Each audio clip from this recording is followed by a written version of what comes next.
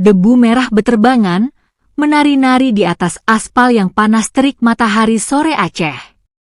Jalan raya Medan Aceh di simpang SPBU Biren tampak seperti sungai merah yang bergelombang, arus kendaraan tak henti-hentinya mengalir.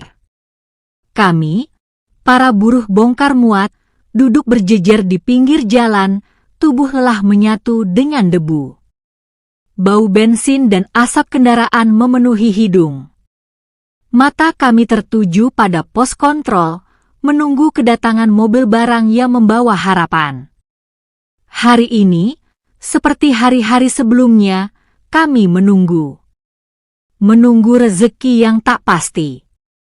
Menunggu tumpukan barang yang akan kami bongkar, yang akan menjadi penghasilan kami untuk menghidupi keluarga. Kehidupan di pinggiran kota Juang Biren memang keras, setiap rupiah harus diperjuangkan. Bayangan wajah anak dan istri terbayang jelas, membuat dada sesak. Harga kebutuhan pokok terus merangkak naik, sementara penghasilan kami tetap saja tak menentu. Seorang kawan di sampingku menghela napas panjang.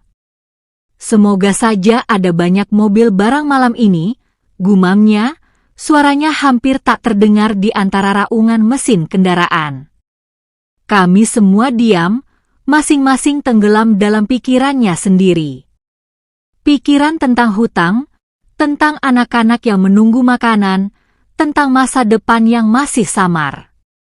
Matahari mulai tenggelam, langit berubah warna menjadi jingga keemasan.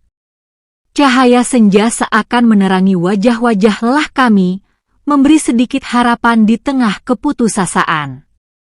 Di kejauhan, sebuah titik hitam mulai terlihat, perlahan-lahan mendekat. Sebuah mobil barang. Seketika, semangat kami bangkit kembali. Kami berdiri, siap menyambut rezeki yang datang. Harapan baru menyala di mata kami, seiring dengan kedatangan mobil barang itu, menandai awal perjuangan baru untuk bertahan hidup di kota ini.